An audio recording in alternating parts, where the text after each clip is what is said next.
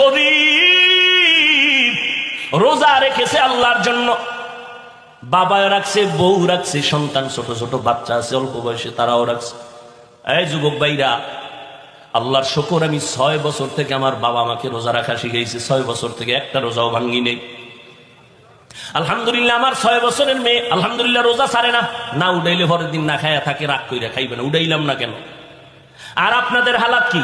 আম্মা কয় রোজাটা যায় রে, 2-1 দিন একটু সাহারি খা। আব্বাই কয় থাক সাবধান, রোজা রাখলে চেহারা নষ্ট হয়ে যাবে।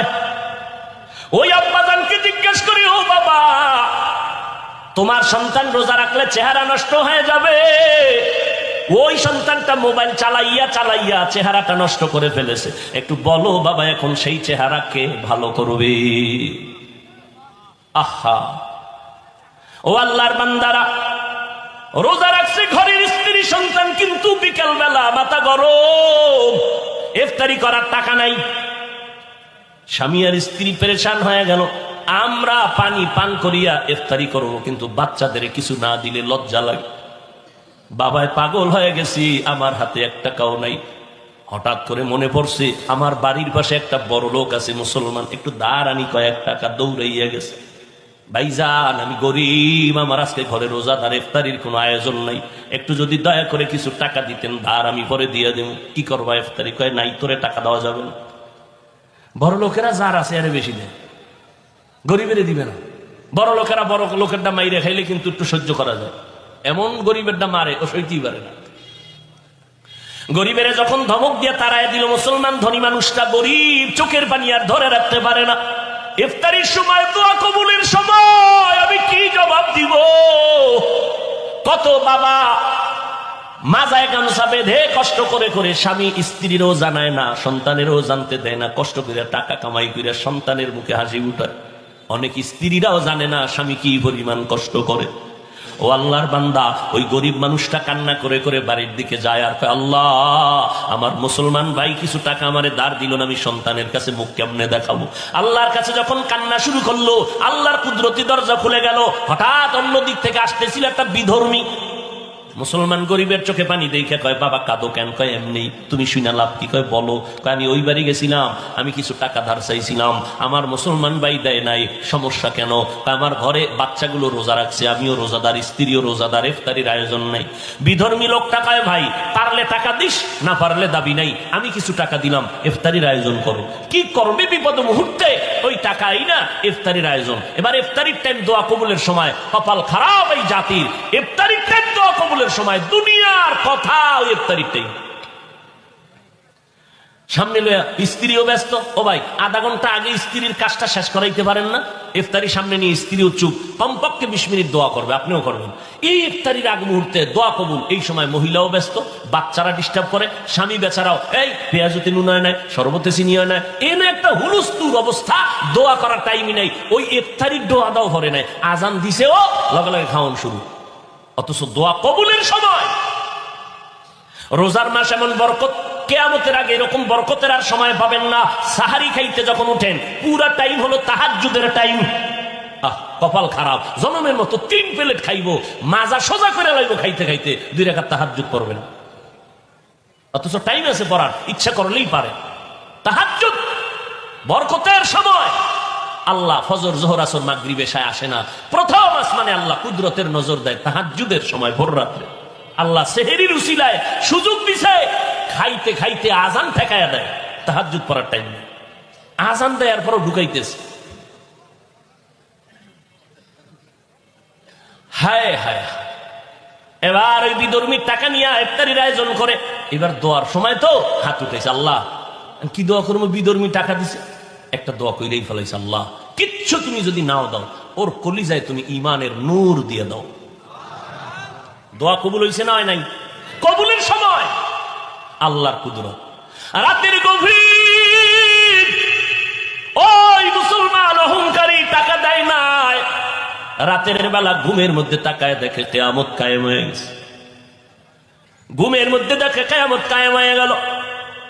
সূর্যের গরম, মানুষগুলো পাগলের মতো চিল্লাইতেছে, সবা কান্নার আওয়াজ কোথায় যাবে, পার পাওয়ার কোনো পথ নেই। ওই অহংকারী মুসলমান ঘুমের মধ্যে দেখতেছে হাসরের মাঠের অবস্থা, দেখে দিছে দৌড়। কোথায় যাবে, সূর্যের গরম সহ্য করা যায় না। দূরে তাকায় দেখে মাঠের এক পাশে একটা সুন্দর বিল্ডিং।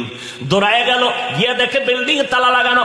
দারোয়ানকে বলে, ভাই একটু সুযোগ দাও, সূর্যের গরম সইতে পারি না। পাগল। দারোয়ান কয়, দেখছো নি গেটে কি লেখা? আমি পড়তে পারি না। ওই গেটে লেখা আছে, যারা গরিবের সহযোগিতা করবে, দান করবে, তাদের জন্য এই বিল্ডিং বরাদ্দ। যাও, তোমার এখানে জায়গা নাই। আল্লাহর বান্দা এই অবস্থায় হঠাৎ সজাগ হয়ে দেখে চোখের গোড়ায় পানি, শরীর কাঁপতেছে ভয়ে। কি দেখলাম কি দেখলাম, পাগল হয়ে গেছে, উইঠা পড়ছে। এইবার পাগল হইয়া ফজরটা হইতে না হইতে দৌড় দিয়া গরিব রোজাদারের বাড়ি। ও রোজাদার, তোর কত টাকা লাগবে নে।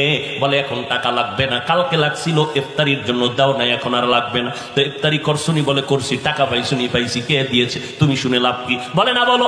ওই এলাকার বিধর্মী একটা ভাই আছে, সে দিছে। এখন এই গরিবের বাড়ি বাদ দিয়ে দৌড় হয়ে গেছে বিধর্মীর বাড়ি। ডাকতেছে, এই বান্দা, বাড়ি আসুনি? হ্যাঁ। কি? কয়, ভাই তোমার টাকা কত দিছে গরিবের? কয়, কেন? কয়, ফিরে নাও। কেন? ওকে বলেছি পারলে দিবে, না পারলে নাই। কয়, না, নেও নেও নেও। এইবার বিধর্মী ডাক দিয়া কয়, এত পাগল কেন হইছো? কালকে ব্যক্তিটারে কান্দাইলি কেন? মনে হয় বিল্ডিং দেখা পাগল হয়ে গেছো। মুসলমানের মাথা গরম। বিল্ডিং দেখলাম আমি ঘুমের ঘরে, তুমি বুঝলা কেমনে? এবার বিধর্মী ডাক দিয়ে কয়, রে ভাই, মনে কিছু নিবা না, আমাকে আর দ্বিতীয়বার বিধর্মীর কোনো আসর লাগাবা না, হিংসা করবা না, আমার উপর আক্রমণের কোনো শব্দ বলবা না। রাতের বেলা আমি যখন ঘুমাইয়া গেছি, ঘুমের মধ্যে আমি তাকায় দেখি মদিনার নবী আমার ঘরে হাজির হয়ে গেছে। মায়ার নবী হাজির হয়ে কয়, রে হাতটা বাড়াইয়া দাও। রহমতের নবী পাগড়ি পরিহিত আমার মায়ার নবী এসে আমার হাতটা ধরে কালেমা পড়াইয়া দিলেন। কালেমা পড়। আমি কালেমা পড়তে পড়তে আমার চোখ দুইটা খুলে গেল। আমি চোখ খুলে তাকায় দেখি আমার জবানের মধ্যে কোনো কালেমা চলতেছে, কালেমা চলতেছে স্পষ্ট। আল্লাহর নবী আমাকে ঘুমের মধ্যে, ওই পুরস্কার কি পাবো, বিল্ডিংটাও আমার নবী কুদরতের দ্বারা আল্লাহ পাকের মোহাব্বতে দেখাইয়া দিছে। এই দানের উসিলায় আল্লাহ আমাকে ঈমানের দৌলত দান করছেন। দোয়া করছিল ইফতারির সময় রোজাদার। রোজাদারের দোয়া খালি ফেরত যাবে না রে ভাইজান। ও যুবক, কয়দিন আর দুনিয়াতে বাঁচবেন রে বাবা? পায়ে হাত রেখে বলি, এই চোখের সামনে কত যুবকের লাশ দেখলাম, কত যুবকের জানাজা পড়াইলাম। মরণ একদিন হবে, পালানো যাবে না রে বাবা। আজকে আমার ডানে বামে ভক্তের অভাব নাই। আমি বক্তা বক্তা ভাব নিয়ে চলি, কই আমার বাপ সাদা কাপুনে ঢুকলে আর কোনো ভাব থাকবে না। আপন আপন কেউ নাই, সবাই আমাকে কবরবাসী করে মাটি দিয়ে চলে যাবে, আপনাকেও চলে যাবে, কেউ খবর নিবে না। ওই সাদা কাফনে ঢুকলে লেখা থাকবে না কে টাকাওয়ালা, কে ধনী, কে গরিব, কোনো কাফনে লেখা নাই, সব লাশগুলো সমান হয়ে যাবে। ওই কবরে তিনটা প্রশ্ন করা হবে, রবের পরিচয় দাও, ধর্মের পরিচয় দাও, রহমাতুল্লিল আলামিনের পরিচয় দাও। ওই জবাবটা আগের থেকেই যদি রবের গোলামি না করেন, কবরে গিয়া জবাব দিতে পারবেন না।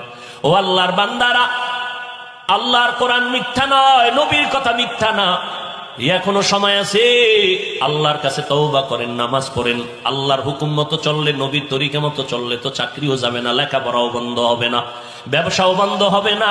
একটু সাময়িক কষ্ট হতে পারে, অভ্যাস হয়ে গেলে দেখবেন আর কোনো কষ্ট নাই। এখন আপনার নামাজ পড়তে কষ্ট লাগে, অভ্যাস হইলে দেখবেন নামাজ না পড়লে কষ্ট লাগবে।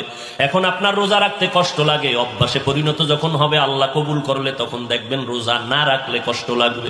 বরকতের মাসে রমজান, আল্লাহ তাআলা বলেন, ইয়া আইয়ুহাল্লাযীনা আমানু, ও দুনিয়ার মুমিনেরা।